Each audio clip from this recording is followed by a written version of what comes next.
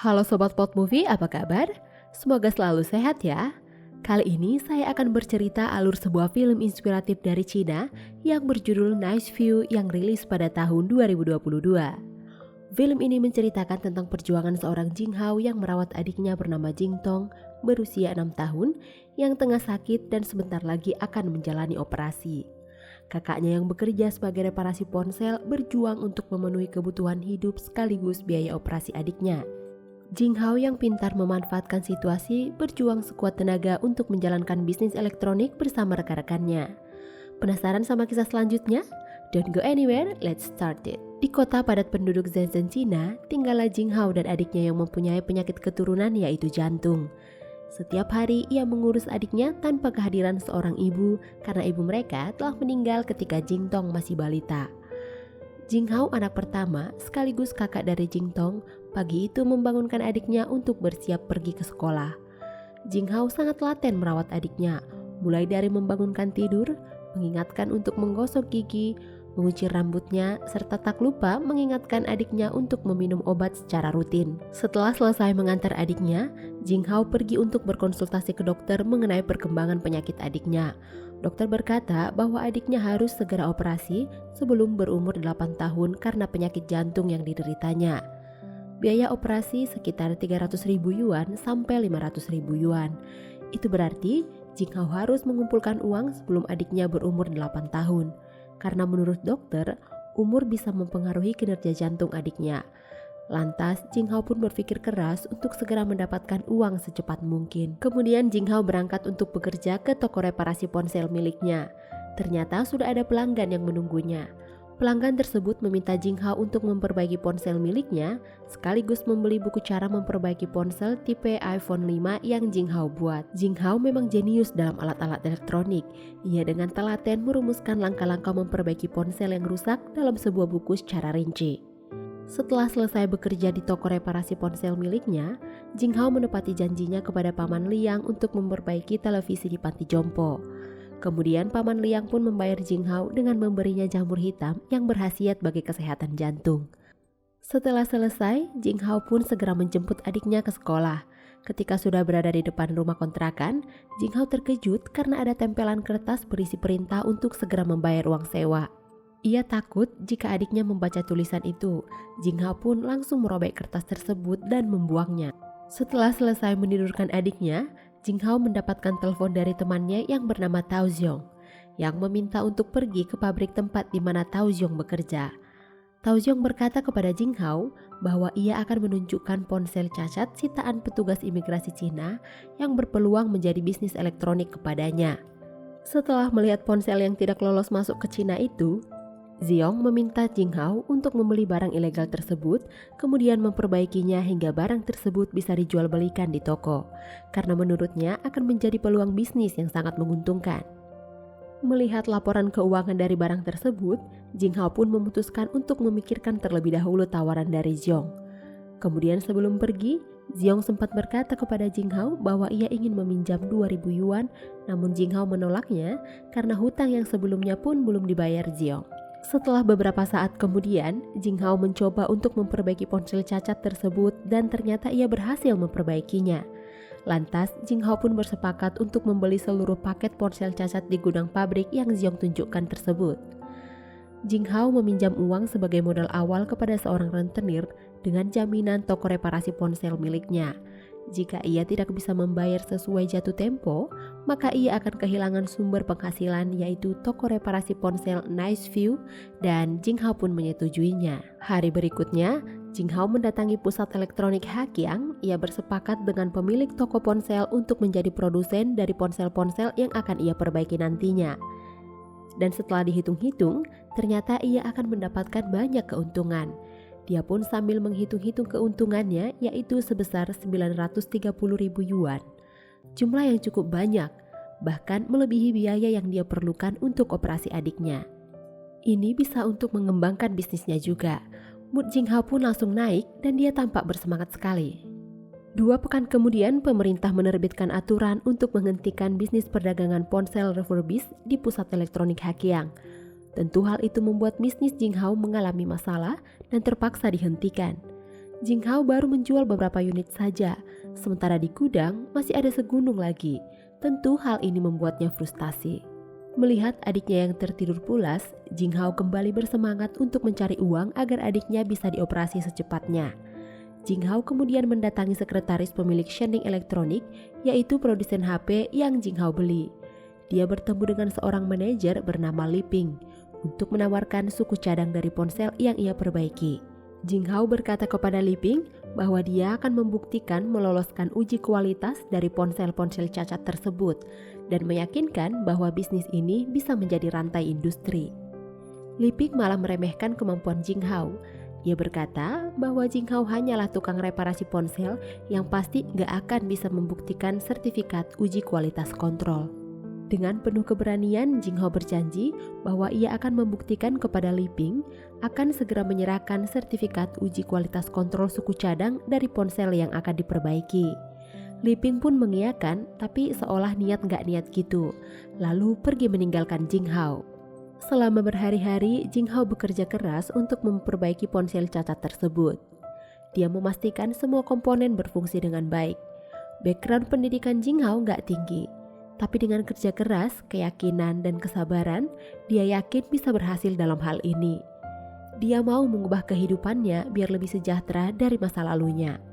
Di samping itu, dia harus membuat buku panduan untuk pembongkaran HP tipe itu. Ketika bukunya rampung, baru dia bisa merekrut orang untuk dipekerjakan membedah handphone tersebut. Hari demi hari, dia bekerja keras membedah komponen HP itu, mulai dari yang terbesar hingga yang terkecil. Berkat ketekunan Jing Hao, semua bisa diselesaikan lengkap dengan buku panduannya. Hari uji kualitas suku cadang pun tiba. Hasilnya, suku cadang lulus uji kualitas dan diberi nama ponsel C8 SNE. Kemudian hari berikutnya, Jing Hao datang ke pusat elektronik SNE. Ia melihat para petinggi kantor serta Li Ping memasuki gedung. Lantas dengan segera, Jing Hao mendekat dan menunjukkan sertifikat uji suku cadang kepada Li Ping. Namun Li Ping acuh dan masa bodoh terhadap pemberitahuan Jing Hao. Li Ping meremehkan dan berkata bahwa Jing Hao masih terlalu muda untuk berbisnis dengan pusat elektronik Shenning. Sontak Jing Hao pun tersinggung dan berujar secara keras bahwa usia tidak ada hubungannya dengan bisnis. Namun para petinggi hanya menganggapnya angin lalu saja. Dari rombongan petinggi kantor elektronik Shenning, ternyata ada salah satu petinggi terpenting dalam kantor, yaitu Pak Zhao, yang telah memperhatikan percakapan keduanya dengan sekilas. Lalu kemudian ia pergi karena ia akan mengejar kereta yang sebentar lagi akan berangkat. Jing Hao gak mau menyerah. Dengan cepat mengejar Pak Zhao dan mengutarakan niatnya, yaitu menawarkan proposal suku cadang ponsel yang ia perbaiki serta memberitahukan dampak secara global dari bisnis yang ia tawarkan tersebut. Karena dia rasa Pak Zhao tidak mendengarkannya, Jing Hao pun menghalangi pintu mobil Pak Zhao lalu memintanya untuk berbicara selama 10 menit saja. Namun Pak Zhao berkata bahwa ia tidak bisa karena sedang mengejar keberangkatan kereta sebentar lagi dan ia akan datang lagi ke kantor Shenning bulan depan. Tak berhenti semangat, Jing Hao pun dengan cepat mengejar Pak Zhao ke kereta dengan tujuan keberangkatan kota Wenzhou yang akan berangkat 30 menit lagi. Ngebut melalui jalan pintas dengan motornya dan sempat terjatuh tidak membuat Jing Hao berhenti. Ia berlari menuju stasiun kereta. Ia juga sempat tertabrak mobil, namun Jing Hao tetap berlari. Usaha Jing Hao pun membuahkan hasil. Dengan tergopoh-gopoh ia berhasil menemui Pak Zhao. Pak Zhao yang melihat usaha Jing Hao pun sempat terkesan. Lantas ia memberikan kesempatan kepada Jing Hao untuk menjelaskan penawaran suku cadang ponsel tersebut. Setelah menjelaskan maksud dan tujuannya kepada Pak Zhao pun mengiyakan tawaran dari Jing Hao, namun Pak Zhao tidak mau memberikan uang muka dan tidak mau menyediakan pabrik serta tenaga kerja. Jika uji kualitasnya gagal, dia nggak akan dapat duit sepeser pun. Jing Hao pun mengiyakan. Lalu Pak Zhao memberikan kartu nama Li Ping kepada Jing Hao dan menyuruh untuk menghubungi Li Ping jika Jing Hao sudah siap dengan suku cadangnya. Pak Zhao ternyata sangat terkesan dengan usaha dan ambisi Jing Hao. Pak Zhao teringat akan dirinya di masa muda ketika ia seumuran dengan Jing Hao dan berhasil mendirikan sebuah perusahaan elektronik sampai sesukses sekarang. Selanjutnya, Jing Hao menjemput adiknya di sekolah yang ternyata ditemani Pak Sun, seorang penjaga sekolah. Jing Hao pun berterima kasih sekaligus meminta maaf kepada Pak Sun karena telah merepotkannya dengan menemani adiknya sampai malam. Saat berjalan pulang, Jingtong menyadari bahwa kakaknya nggak menjemputnya dengan motor seperti biasanya. Jinghao pun menjelaskan bahwa motornya rusak. Namun Jingtong dengan cepat menyadari bahwa kakaknya terluka. Ia pun memarahi kakaknya dan memintanya untuk berhati-hati kalau berkendara. Mereka pun memutuskan untuk membeli obat pereda sakit di apotik lalu pulang. Dengan telaten, Jingtong pun mengobati luka di tubuh kakaknya. Keesokan harinya, Jinghao menemui Paman Liang untuk menanyakan cara bekerja menjadi pembersih jendela gedung-gedung tinggi, karena Paman Liang dulu sempat bekerja di sana. Jinghao mengatakan bahwa ia butuh pekerjaan lain dengan gaji yang lumayan tinggi untuk modal pembukaan pabrik dan pekerja suku cadang ponsel. Ia menjelaskan bahwa ia tidak mendapatkan uang muka dari perusahaan elektronik Shening. Namun Paman Liang tidak mengizinkan Jinghao untuk bekerja di sana karena terlalu beresiko dan mempertaruhkan keselamatan nyawanya. Jinghao juga menjelaskan bahwa adiknya Jingtong membutuhkan uang untuk biaya operasi sebelum ia berusia 8 tahun. Dan jika hanya mengandalkan uang dari toko reparasi ponsel miliknya saja, gak akan cukup untuk biaya operasi Jingtong. Mendengar alasan Jinghao, Paman Liang akhirnya mengizinkan Jinghao untuk bekerja sebagai pembersih jendela gedung-gedung tinggi tersebut. Paman Liang juga menawarkan bantuan kepada Jinghao untuk menjaga pabrik Jinghao pada siang harinya. Selanjutnya, Jinghao harus merelakan toko reparasi ponsel miliknya diambil alih oleh rentenir. Jinghao juga akhirnya menjual sepeda motornya dan mendapatkan uang untuk biaya sewa pabrik yang akan ia gunakan selama beberapa bulan ke depan untuk memperbaiki ponsel. Untuk menambah pemasukan guna menghidupi kebutuhannya dan membayar sewa serta gaji para pekerja, Jinghao menemui temannya Ma Yue. Setelah memohon-mohon, akhirnya dia bekerja sebagai pembersih kaca jendela di gedung-gedung tinggi di kota Shenzhen. Di hari lain, Jinghao dan Pak Liang mendapatkan sebuah kontainer untuk digunakan sebagai pabrik perbaikan ponsel dengan harga sewa yang sepadan, yaitu 3.000 yuan per bulan. Jinghao dan Paman Liang bekerja sama membersihkan serta menata gedung sampai bisa digunakan sebagai tempat bekerja. Mission starting. Goals mulai dibuat dan bahan baku sudah dipindahkan.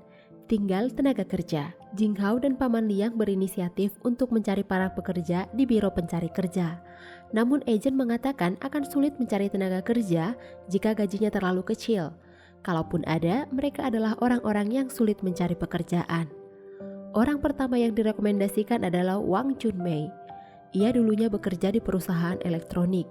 Sayangnya pendengarannya mengalami kerusakan sehingga selama ini ia bekerja sebagai pelayan restoran. Untuk mengajarinya saja, Jinghao harus teriak-teriak biar kedengaran. Berikutnya adalah Zhong Longhao. Ia dulunya adalah seorang manajer. Karena melakukan kekerasan, akhirnya dia pun menjadi narapidana. Dia sedikit aneh, tapi Jinghao tetap sabar mengajarinya. Pekerja berikutnya adalah Heng Zi. Ia adalah pemain gamers di warnet. Heng Zi menawarkan diri untuk bekerja di pabrik Jinghao karena ia ingin mengumpulkan biaya pernikahannya yang akan diadakan sebentar lagi. Heng Zi juga merekomendasikan teman sewarnetnya untuk bergabung bekerja bersama Jinghao. Ia bernama Zhang Chao. Walaupun Zhang Chao memiliki kemampuan begadang sampai pagi, ia tetap gak tahan dengan kantuknya ketika bekerja di siang hari.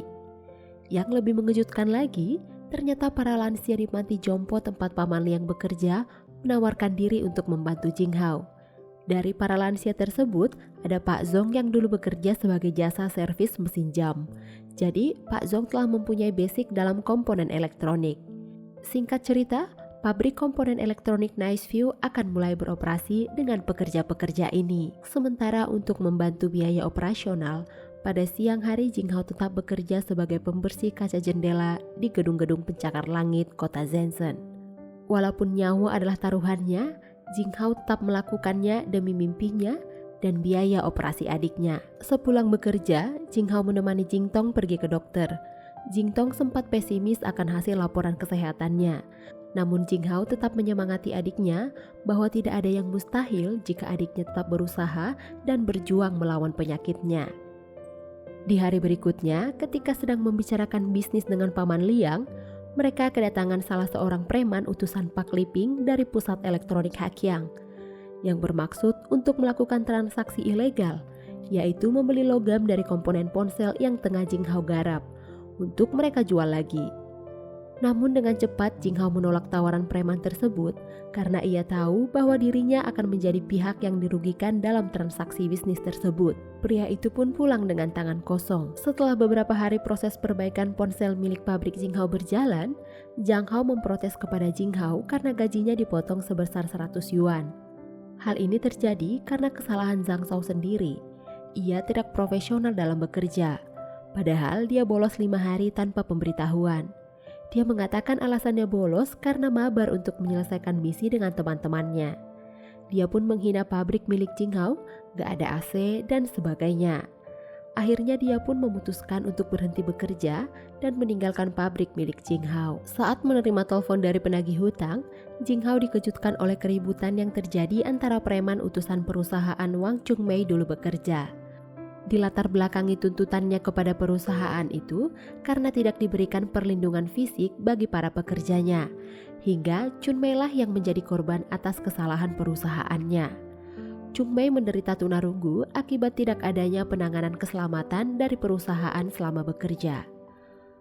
Preman utusan mantan perusahaan Chungmei tersebut diperintahkan untuk memaksa Chungmei mencabut tuntutannya. Namun karena Chungmei diperlakukan dengan kasar hingga akhirnya mereka terlibat adu fisik dan membuat alat bantu dengar Chungmei pecah. Chungmei pun langsung marah dan tidak terima karena alat tersebut dibelikan oleh putranya dengan uang tabungan putranya sendiri. Jing Hao gak terima akan perlakuan fisik dari preman tersebut dan akhirnya dia pun turun tangan dan mereka terlibat perkelahian. Tidak hanya Jing Hao, para pekerja pabrik lainnya pun turut membantu hingga akhirnya para preman tersebut berhasil dibekuk oleh polisi. Di kantor polisi, Jing Hao dan rekan-rekannya juga mendapatkan teguran untuk tidak melakukan kekerasan fisik walaupun mereka adalah korban. Mereka juga diperintahkan untuk membuat surat jaminan agar tidak berperilaku seperti kejadian di pabrik tadi. Karena merasa bersalah, Chunmei pun menawarkan untuk mentraktir rekan-rekannya. Saat itu juga, Heng Zi mengatakan bahwa ia mengundang rekan-rekannya untuk datang di acara jamuan pesta pernikahannya. Sontak Jing Hao dan pekerja pabrik lainnya pun memberikan ucapan selamat kepada Heng Zi. Acara pesta pernikahan Heng Zi pun digelar dengan sederhana namun sangat meriah. Jing Hao dan rekan-rekan pabriknya berbahagia atas pernikahan Heng Zi. Mereka juga menikmati jamuan pesta pernikahan itu. Dalam acara itu, Zhang Chao yang sebelumnya memutuskan untuk hengkang dari pabrik Jing Hao memberanikan diri meminta maaf kepada Jing Hao dan meminta izin untuk kembali bekerja di pabrik Jing Hao. Mendengarnya, Jing Hao pun mengizinkan Zhang Chao untuk kembali bekerja kepadanya. Paman Liak juga sempat menanyakan kepada Jing Hao mengenai rencana masa depannya setelah selesai mendapatkan biaya operasi adiknya. Jing Hao menjawab ia akan meneruskan pendidikannya di dalam bidang elektronik. Kemudian setelah pesta berakhir, Jing Hao dan adiknya pergi pulang ke rumah kontrakan. Namun naas, pemilik kontrakan mengganti kunci kontrakan Jing Hao karena ia menunggak membayar uang sewa.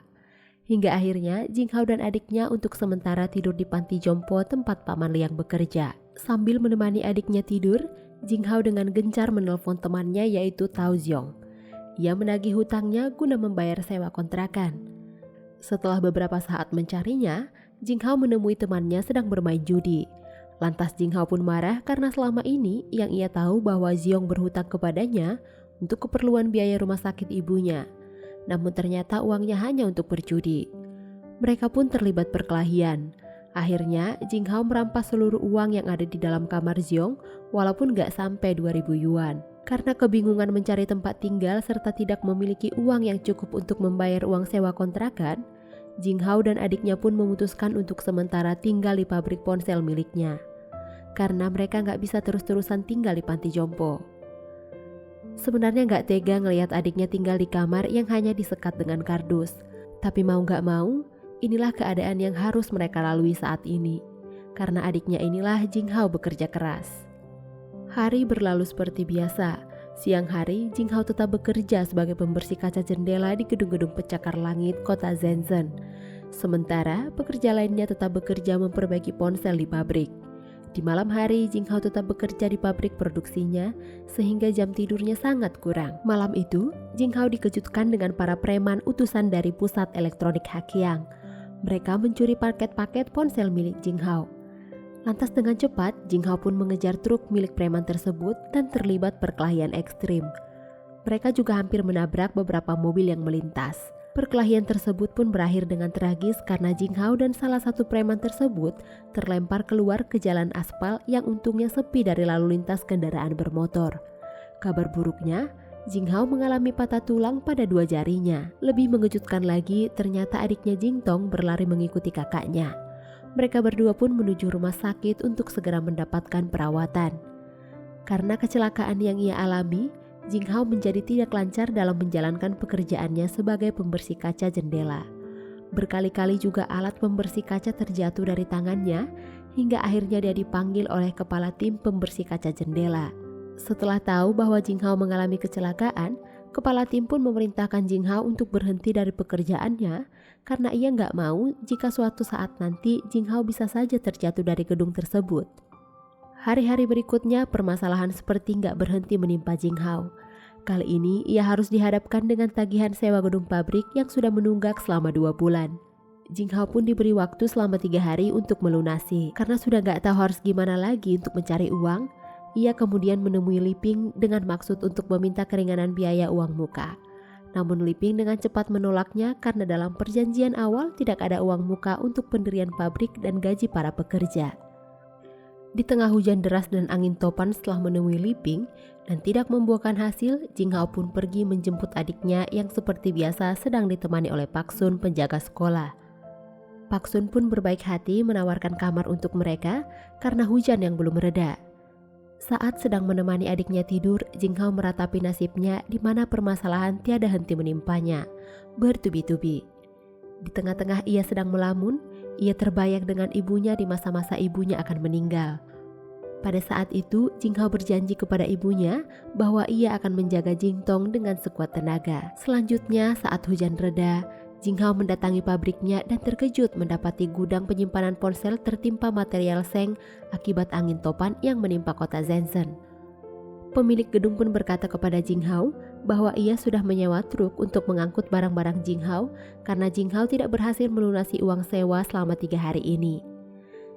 Jing Hao pun kalut dengan permasalahan yang tengah menimpanya. Ia putus asa dan ia pun menyampaikan kepada rekan-rekan pabriknya bahwa ia nggak bisa menggaji mereka lagi.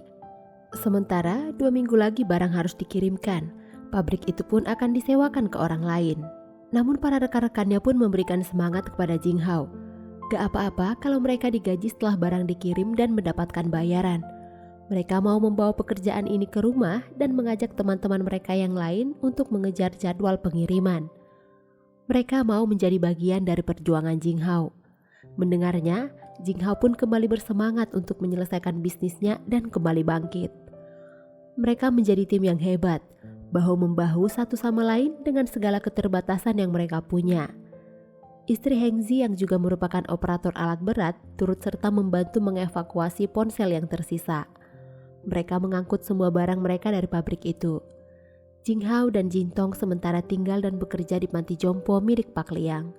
Produksi tetap dikerjakan hingga mendekati hari pengiriman. Pada malam hari, Jing Tong terbangun dan menceritakan kepada Jing Hao bahwa ia bermimpi bertemu dengan ibunya. Jing Tong berkata kepada kakaknya bahwa ibunya berpesan kepadanya untuk menjaga Jing Hao. Mereka berdua pun menangis dan berpelukan. Kini tiba hari di mana mereka mengirimkan komponen ponsel untuk diuji kualitasnya.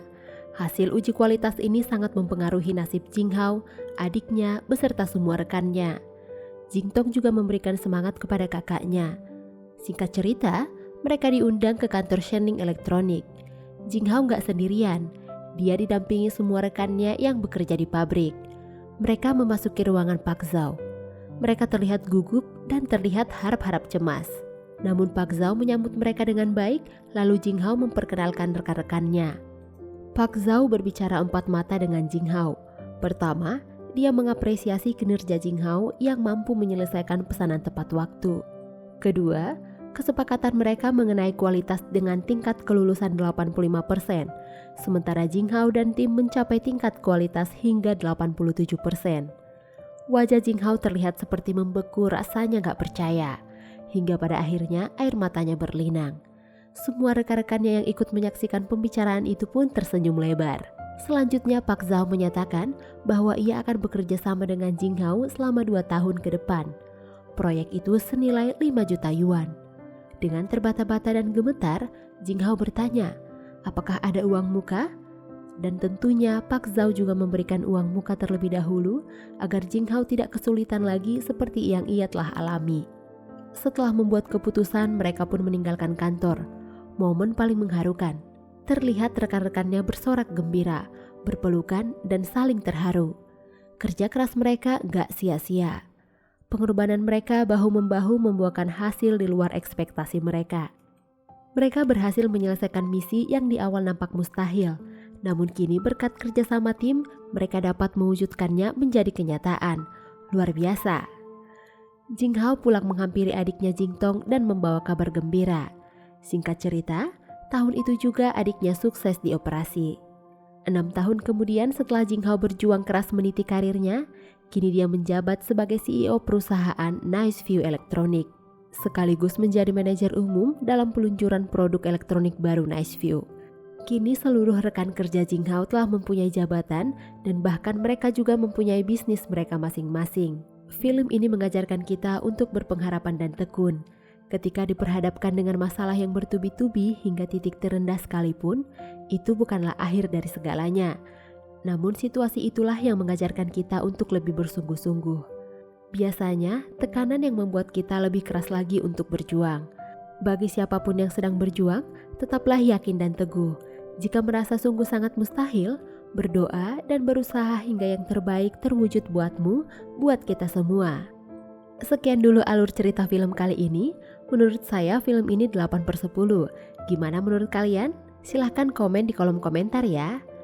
Buat kamu pendatang baru di channel ini, jangan lupa subscribe dan nyalakan lonceng notifikasi supaya kamu bisa gercep pantengin alur cerita terbaru kita. See you in the next video and thanks for watching.